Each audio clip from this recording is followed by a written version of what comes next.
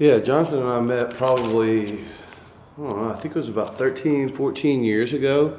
We were both working at Newbies by the University of Memphis, and he was kind of helped fill in bartending here and there, and we just kind of became cool. And then just, you know how Memphis is, like once you know somebody, you pretty much know them for life.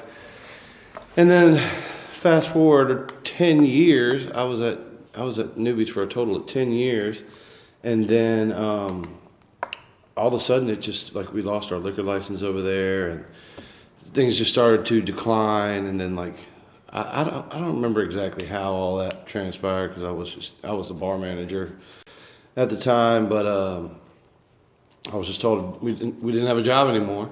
And then so I took a month off of work and just kind of laid around the house playing video games. And my wife was kind of like, "You got to find something to do."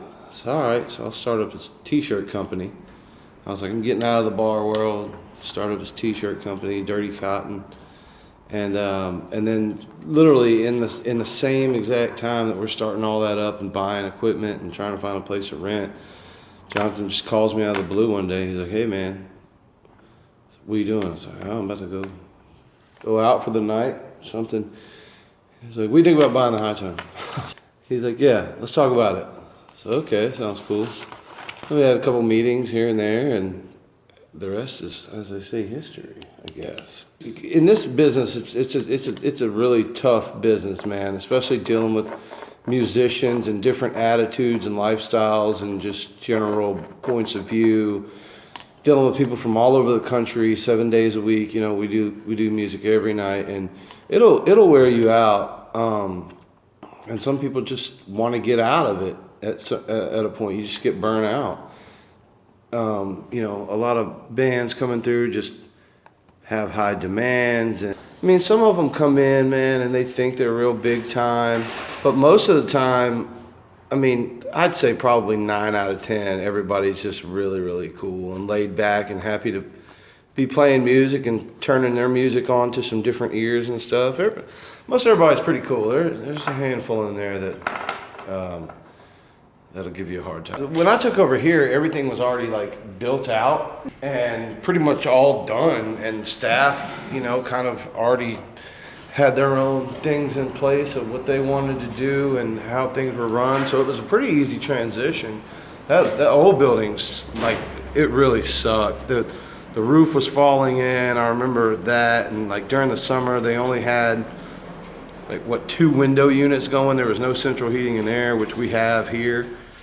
That place was just falling apart, and the guy that owned the building didn't want to put any money into it, and so they called it quits a while at the old High Tone, and then found this location on 412 North Cleveland, and moved in over here, and it's pretty cool. I like this one better than the other one. It was so weird. It's just laid out weird, and I mean, it was cool. They had a bunch of good shows and stuff, but it was just like I said, shit just falling apart all the time. Dude would never put any money into it. Yeah, so Kang Ree, from what I understand, was Elvis's karate instructor, and when Elvis died, he left Kang Ree that building. Like, because they were super good friends, and ever since then he just hadn't wanted to put anything into it. And then some people came along and refurbished everything and brought it all back up to code and put a whole bunch of money in it, but it's lost all its charm. Just basically just keep trying to listen to the fans and the customers and see what they want me to bring in, and just trying to keep trucking along. I'm opening a tiki bar. Passed our final inspection the other day, so yeah, I try to, people send me stuff all the time on Facebook or in emails and stuff. Yo, you should really get so-and-so, and I try to keep up with most of it. But a lot of times I'll just be sitting here and a booking agent will just hit me up. Like, I probably get 5 or 6 a day, and then I just try to see if they've played here before, or if I know who it is, listen to it. It's a weird business to be in. It's because you can't like book what you like. If you book what you like, nobody will ever show up. So you should kind of gamble on everything. Yeah. Space Faces. Those hometown boys, man, they're really cool. They're doing a New Year's Eve thing over at the deli. We got Quintron here that night, which if you've never checked out Quintron, he's amazing. Um, Quintron with Jack Oblivion on New Year's Eve, that should be real killer. Um, yeah, we try to keep it diverse. Like, we got Squirrel Nut Zippers coming on November the 30th, and then so that's you know what that is. And then the next day, I've got this like country dude named Coulter Wall who's already pre-sold like 83 tickets, which is pretty cool for. And the guy's killer, so he's blowing up right now.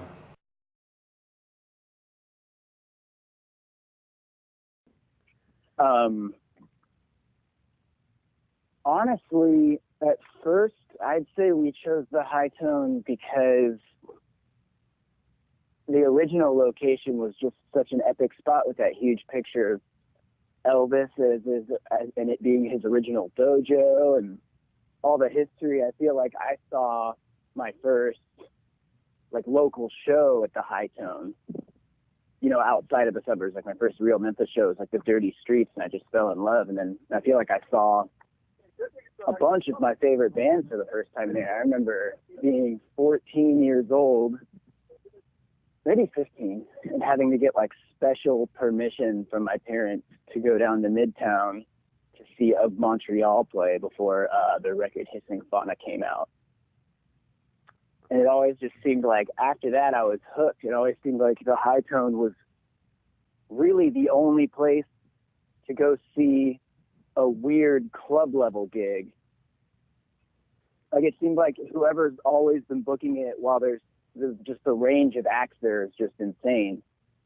And whoever books it has a little more interest. The High Tone, in my opinion, always, whenever they have, like, they let promoters and bookers kind of engage with a little more interest in doing more interesting stuff.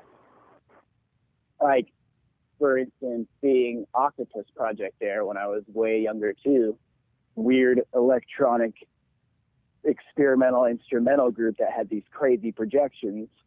I can't, you wouldn't see that at the Buck. You wouldn't see that at the P&H. It felt like the High Tone's really the only spot in Memphis that has the equipment and has the resources to do that sort of stuff and has at least some small semblance of a crowd that is interested in. So when you're looking to book stuff, in my mind, the High Tone is really the only place that embraces that quality of music and that kind of musician. You know what I mean? And while they might not pay out and while it might be a little bit dirty and stuff, I feel like part of the scrappiness of the High Tone is really, in my mind, personally reflective of Memphis in a way. It's kind of how I always felt growing up there, where like somebody has to do it and they're the only ones doing it. So you want to go and support that, So we've chosen to do Halloween there every year because it's a weird spot, and they kind of like, while they might not be into what we do personally, they're into the idea that we want to do something bigger and different every year. I can't imagine any other venue allowing me to rent a bouncy castle and set it up outside the entrance. I know that wouldn't fly at Young Ave. I know that wouldn't fly at 1884. And I would know of another venue that would allow us to take over just the whole space. The first time that he asked us to actually headline a Halloween show, that's what I threw out. I said, I want to do a magician. I want to make the back room an installation piece. And I want to get a bouncy castle. And I also wanted to get a ball pit.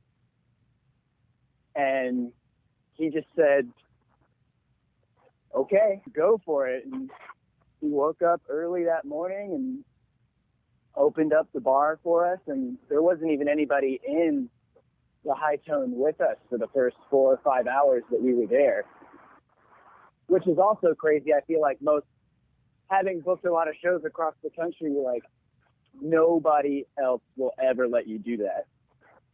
But he just like opened it up, lit up his cigarette, showed us where his ladder was and said, go for it, and then left for a few hours. And something like a bartender showed up around 5 when we were done setting everything up and went, what the heck?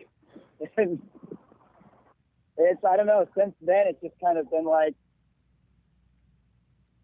while you want to like move forward and do different things in different places, it feels like it's a tradition now. I don't know that we'd be able to have a relationship like we do with the High Tone anywhere else, or especially in Memphis. Yeah, and it's pretty iconic. I mean, I feel like I saw Dr. Dog there for the first time in Montreal, and you kind of think about that stuff. And it's kind of a big risk that he's taking, allowing us to do weird stuff like that, given, like, you know, it'd be a lot easier to probably just book a cover band and let people come out and dance to some sort of Taylor Swift tribute night or Beatles or like My So-Called Band. If you've ever heard of them, they do like a bunch of 90s covers. And they kill. And I feel like it'd be a lot easier for them to do that. But High Tone seems to like that we like to do weird stuff, and that's great. And I know we make a mess. Every time we go there, we just like hand out confetti sticks and throw out balloons and glow in the dark bubbles and whatnot. And it always looks pretty gnarly afterwards, but I've never heard them complain about it, which is pretty cool. Like that guy, he would book up Montreal back in the day before Inglewood came around, and he would try to get bands like Youth Math and a lot of like sort of mid-level bands that would typically pass us up ended up going to the High Tone a whole lot, and rather than having like a big sort of theater gig that's half full, they'd have this small club gig that's just a rager, you know? I remember in college, at the height of their popularity, they booked Purity Ring, and it was just crazy. I remember seeing just so many people lined up around the block to try to get in. The old one was actually our first, I think it was like our second or third show ever in Memphis. We played the Lamplighter, so I don't really count as much of a venue, yet you can play there. They used to have this weird policy that I don't know if they still have anymore, but it was you can't play the High Tone, like you can't book a show at the High Tone unless you played the High Tone, which sounds nonsensical, and at the time I kind of hated them for it. I remember thinking that was so BS. How are we supposed to get a start here? But looking back now, I feel that that's kind of a nice sort of encouragement for a small sort of fledgling band, because what it forces you to do is adapt to how it's going to be later on anyway, which is to say that you just have to cold email bands all the time that are coming through. If you see somebody on there, you just have to reach out, give them your pitch, and hope that they allow you to get on the bill, which is basically all you're doing when you're booking shows. So in a way, that kind of prepared us for the harsh reality of not knowing anyone in a town and trying to get somebody to let you play.